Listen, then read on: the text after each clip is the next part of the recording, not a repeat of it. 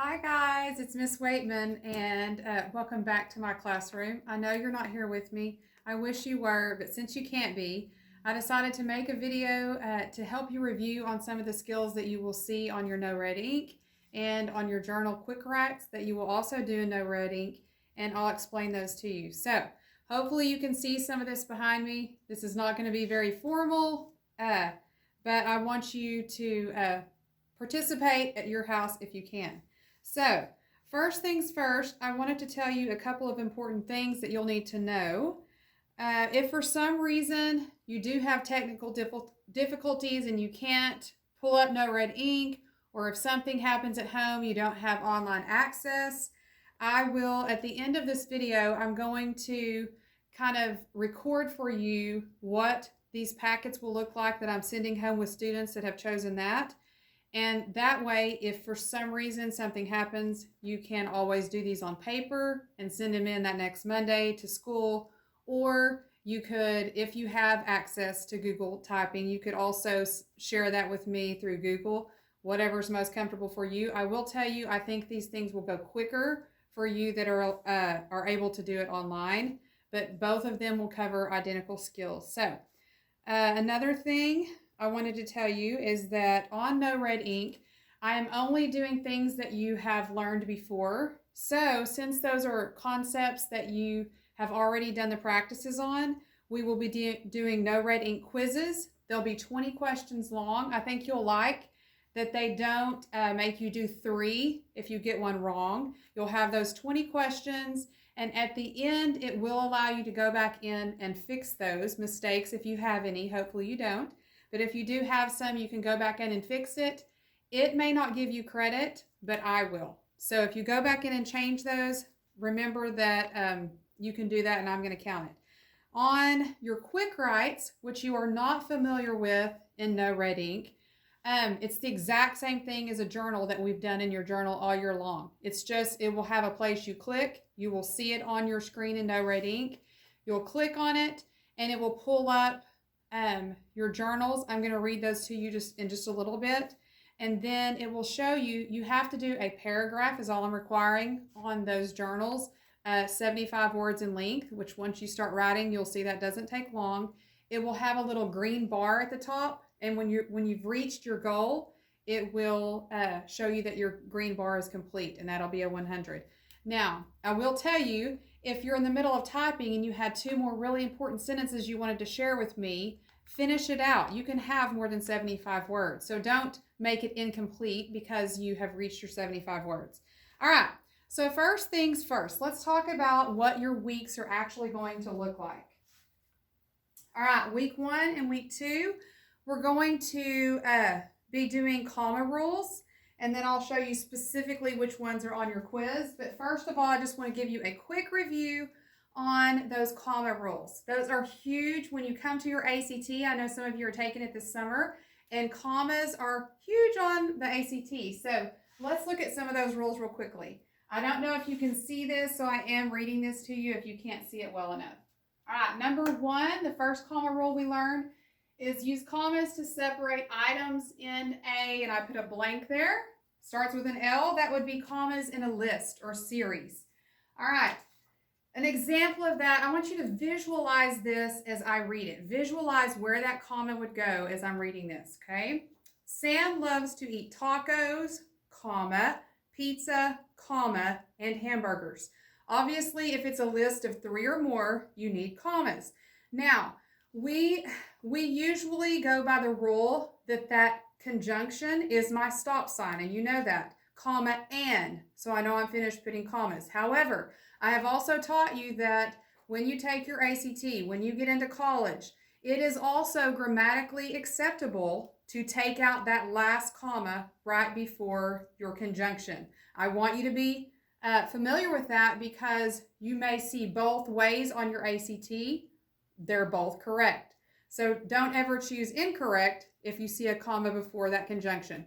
I will tell you about 90% of the time people use that comma before the conjunction, and I think that's what you do on your quiz as well.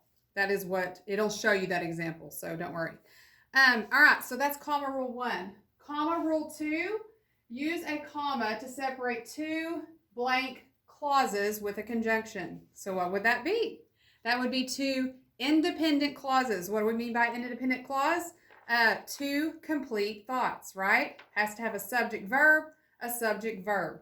Now, let me read that sentence to you. Drake wanted to hang out with his friends, comma, but there's that conjunction. He knew it was safest to stay at home. You need that comma after friends, and then listen, after my conjunction but, I have the pronoun he. That's a subject pronoun. So that's already a hint to you, okay, a new sentence is starting. So he knew, there's a verb, already I have a subject verb. So when you have subject verb plus another subject verb, it's a run-on if you don't have a comma and a conjunction there. What's another way you can fix that run-on? You can either put a comma and a conjunction. You can also use a semicolon. If you use a semicolon, remember not to capitalize that second independent clause. Or you can make it into two complete sentences with end marks and make sure you capitalize that second sentence. So that's comma rule number 2. Comma rule number 3 says use a comma to separate a blank clause from an independent clause. You got really good at this. I was so proud of you guys. So it's to separate a dependent clause from an independent clause. If you start the sentence with a dependent clause, you need a comma. What if you have a dependent clause at the end? No, it doesn't need to be there. So let me give you an example. As I have stated, it is important to proofread your essay. All right, what was that dependent clause you heard? As I have stated, comma, okay? How do I know where to put that comma? Well, I'm about to start my subject and then my predicate verb. It is important to proofread your essay. There's my independent clause. So if you find that dependent at the beginning, it needs a comma after it. That's one of the things you'll see on your quiz. All right, another one. Rule number 4, use a comma to separate non-essential information in a sentence. Now, what is non? Let's break it down. Non means not, right? So not, if it's not essential to your sentence, and you learned, as you know, it's a lot of times we refer to that as a parenthetical phrase. What does that fancy word mean? Well, parenthetical, if you break it down, what's the root word? It kind of sounds like parentheses, doesn't it? So it's something that you could put in parentheses in that sentence. You could take it out of that sentence and it would still be a complete thought.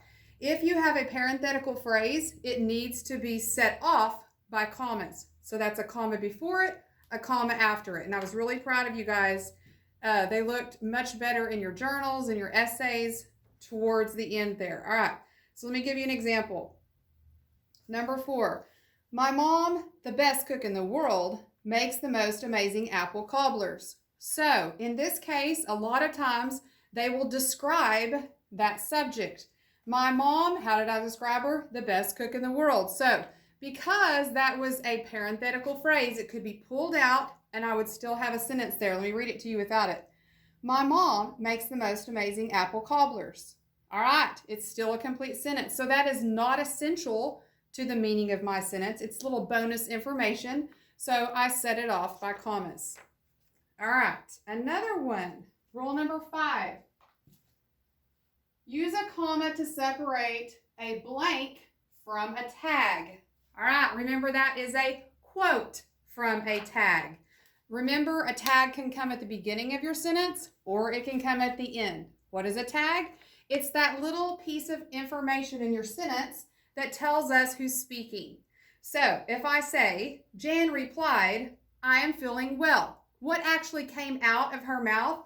Remember, that's what you put quotes around, what the person is saying. We put them around our mouth because you only need quotes around what the person's saying. So what is my tag? Jan replied. If you start with your tag, you need a comma after that tag. All right, let's look at rule number 6. Use a comma to separate a blank word or phrase. This one's a little harder. What is that one? Starts with an I, an introductory word or phrase.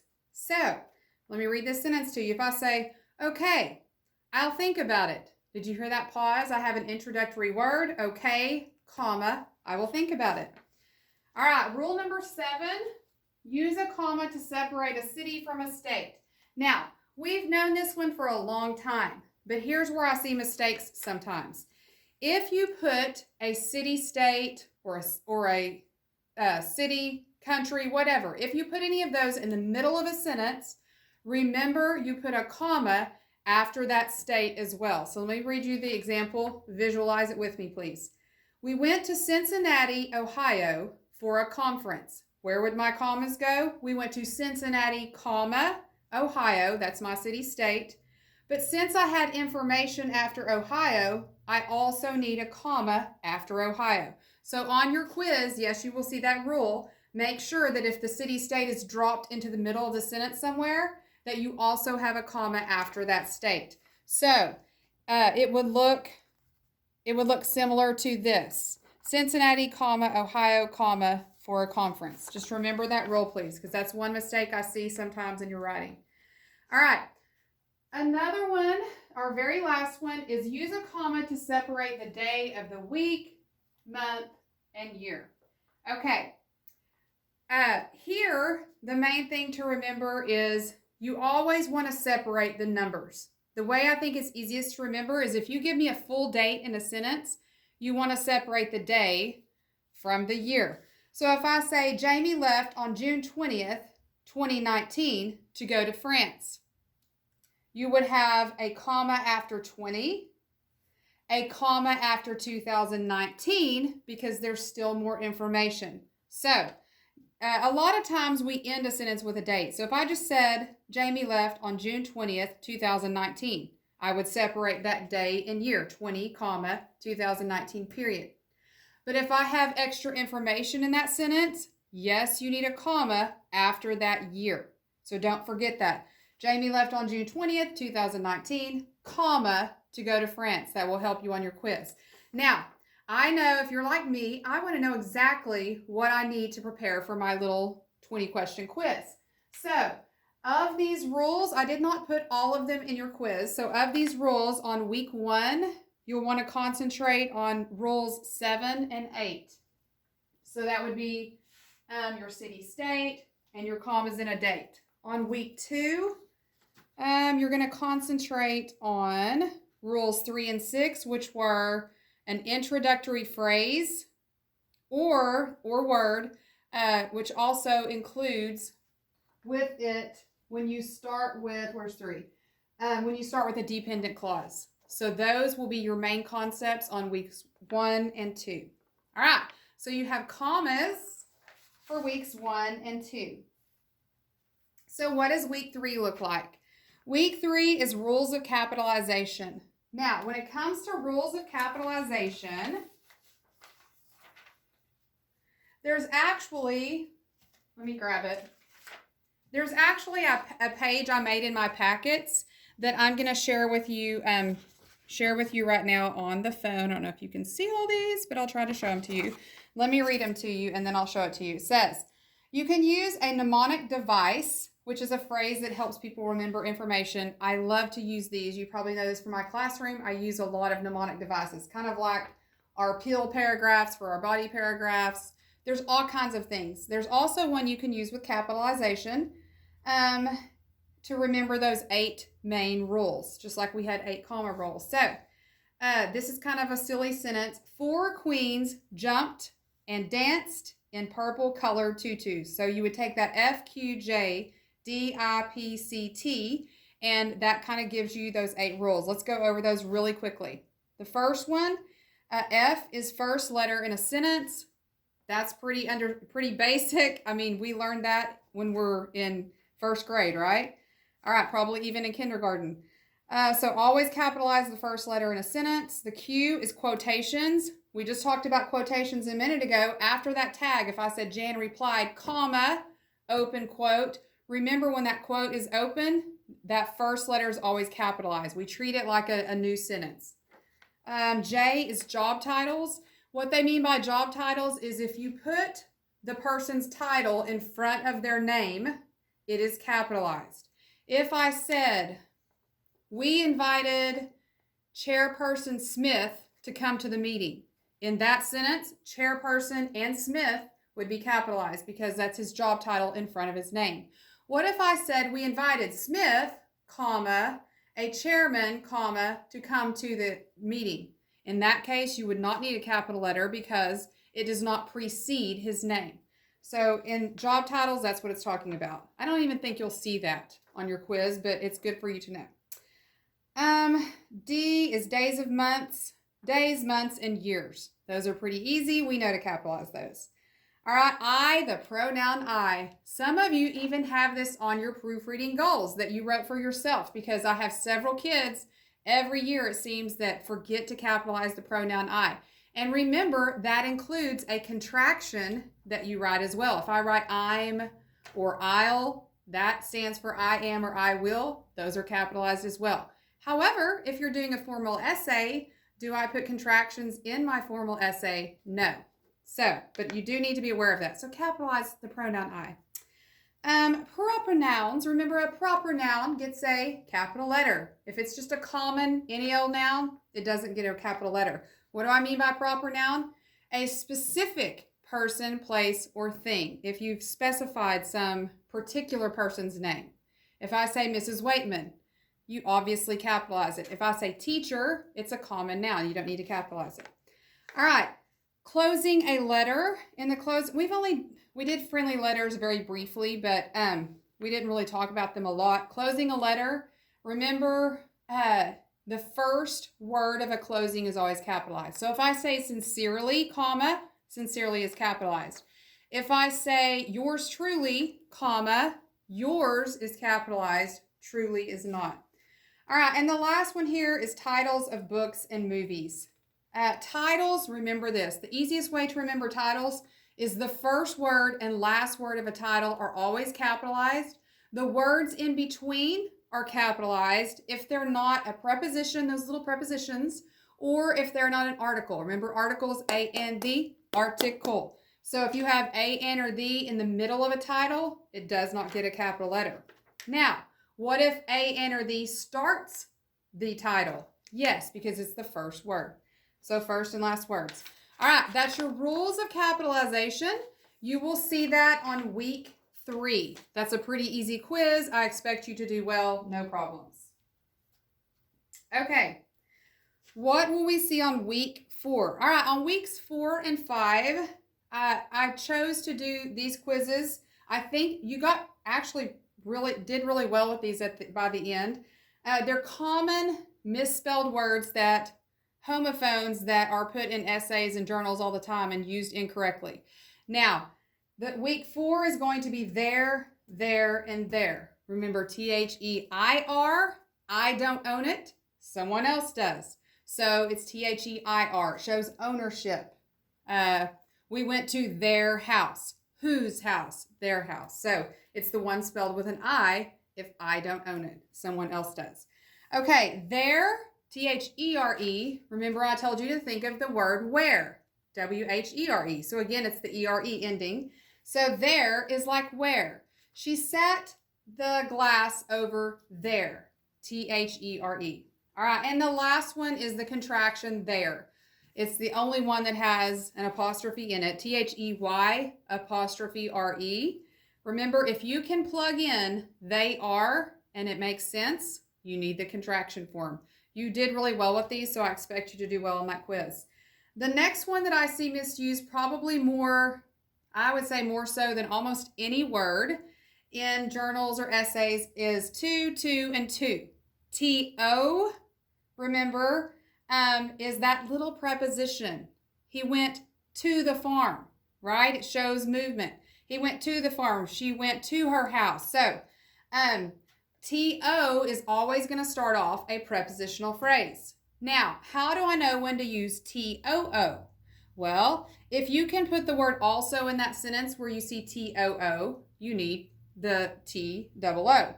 Or if you want to show exaggeration, I ate too much. You wouldn't say I ate T-O much because you're trying to show exaggeration there. So T-O-O is used in those two cases, okay?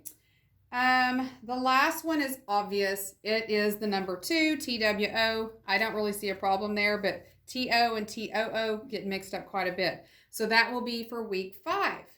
All right, week 6 is something you're very familiar with.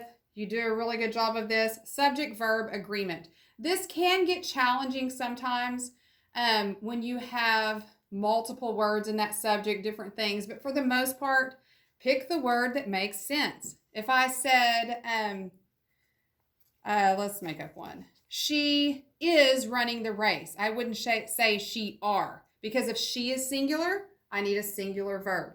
So that's a pretty easy one that week. I don't think you'll have trouble with it. You might review also, they still give you the little practice area, not practice. It's the one on the top that you can click, and it gives you a little example of what all of those look like. You will still have that option on your No Red Ink, so don't worry about that. All right, now what will your quick write journals be? Let me grab those. That should be all of the grammar skills that you're doing. There's one per each week for those 6 weeks, and then you'll have that quiz. So if you need to review this again, you can. You can watch this video again. All right. What will your journals look like? And you will actually be typing those, obviously. Your first one says, I know it has probably been a little boring or mundane at times at home when you want to go hang out with friends. However, this has also given everyone a great opportunity to spend time with family and enjoy simple things. I hope that is the case for you. Write a paragraph, and it says at least 75 words, about some of the things you've enjoyed during this time. It can be simple things like watching a movie with your family, sleeping in later, cooking, or spending time outside. Remember to proofread for complete sentences, correct punctuation, and clarity. All right, so that's for week 1. You will see that typed out in your prompt area, and then it will have a little box where you actually type. It's very user-friendly. If for some reason you do have any questions, at the end of this, I will also give my cell number. So that way, if you have any questions, you can call me. If I don't, or text me, you can text me a question and I'll text you back. Let's see. All right, week 2, your week 2 journal. Now, you are lucky you did not have to do your essay. We were coming back to do, we were going to move on to argumentative writing. I did show you how to set up that argumentative paragraph just before we left. If you'll remember, we were talking about how Romeo had character flaws, and we chose one of his character flaws as our claim. We claimed that he was fickle, and then we supported that through appeal process. We made a point, our topic sentence. We gave evidence from the book. You can use printed articles as well. We explained with 2 sentences. Then we linked it back to our main point. And then if you're writing an argumentative body paragraph, remember, you always want to tell the counterpoint. What would someone say that disagreed with you? And then you want to come back and give a defense sentence to how you would defend your side. Now, it's a lot easier as a journal because I'm just asking you to, since we didn't get to do the full essay, here's what I put. After spring break, I was planning to have you write an argumentative essay on the prompt, do you think cell phones make people more or less productive? Now think about this honestly. I want to see what you think. Put another way, do you think cell phones are more beneficial or harmful to individuals? You will pick a side and defend your claim. Some of the reasons I found in an article by Natalie Religo, I will share with you. Some of the pros that I read on an article I printed were easier access to the web, easy communication with others like parents or whatever, added safety, cell phones can be powerful learning tools, etc. Okay, cons that would be against that would be increased cheating, expensive, higher level of danger such as texting and driving, distracting, addicting, etc. So here's what you will do on that particular journal. Pick a side for the argument. Write a paragraph, at least 75 words, telling me why your claim should win the argument. You can use some of the ideas above, but give further explanation to your reasons. It might also be helpful to give examples with your reasons. Remember to proofread for complete sentences, correct punctuation and clarity always. Now, when I say give examples, for instance, if you said that some reasons, if you're going to be, say you're going to be against it, and you say texting and driving is a problem, you might talk about, you could even say, I've had a friend that had an accident texting and driving, or you could talk about some things you've seen on the news with that. Anyway, when I say give examples, personal examples are I feel are always best, but you can also give examples that you've heard about, so on and so forth. Okay, so that is week 2. Week 3, it's important in times like these to look for the good in others and help out in ways that you can. Unfortunately, this has also brought an ugly side of some people out. I watched a video of 3 people physically fighting over toilet paper. Yes, I did watch that. Some of you have probably seen it. On the other side of that issue, I read about 2 young people that pulled a wagon of toilet paper around their neighborhood to share with elderly individuals. And there's all kinds of cool stories I've seen out there. This is also a stressful time for many families that are dealing with job losses or sickness. I want you to know that I'm praying for all of your families. It says, how might you help right where you are? So think about what you can do to make a positive difference. These are all for our Make a Difference Monday prompt. So I put write a paragraph, at least 75 words, about some things you can do to help out around the house, or even creative ways you can create a positive mood around your home. Remember to proofread for complete sentences, correct punctuation, and clarity. So tell me, maybe you have been helping around the house. You may have chores you've helped with, or maybe you did something outside to help your family. Whatever it is, even just being that person that has a sense of humor maybe, or showing some of the funny memes to each other. There's some pretty crazy ones out there. So whatever it is that you feel like you could help your family at this time, that would be a great idea. And you can tell me about that in that journal. All right, week 4, moving right along. It is important in stressful times to stay calm and positive. According to psychology professor Leah Waters, research has shown that when we experience positive emotions after a stressful event, those emotions are able to calm us and lower our heart rate and blood pressure. And I thought that was interesting. Even if when someone's sick, it's important to stay calm. It says write a paragraph about positive things that are calming to you and to help you stay in a good frame of mind during stressful situations. Some examples of calming activities might include listening to music, visiting a friend, not physically, but through whatever, social media, encouraging others, etc. It says, don't just tell me a list, explain how these things make you feel or give examples of times they've helped you. All right, and of course, remember to proofread. We're almost finished. Week 5 is Make a Difference Monday. It says, it's very important at this time to be a responsible citizen and be diligent in our efforts to keep ourselves and others healthy. Write a paragraph about some of the things you have heard about or already know that will help yourself and others around you stay healthy. There's all kinds of things you might put in these sentences. You know, the washing your hands. You know it's important to do that for 20 seconds. All those things, staying home, keeping social distance, all those things that you have been told or seen, heard, the things that your family are sharing with you. I want a paragraph about that. Okay? And for your very last week, week 6, one of the things we did not get to do, I was so sad, is our career unit that I had planned for you in May. You all have so many unique talents, interests, and abilities. You will be out in the workforce one day, or some of you may already be there. I know some of you have jobs. My prayer is that all of you land in a career that you love, because that makes all the difference. And I really do hope that for you guys. You want to pick something that you're passionate about. I love teaching, and I feel that I chose the perfect match for my gifts and interests. Write a paragraph about some of your talents, interests, and abilities.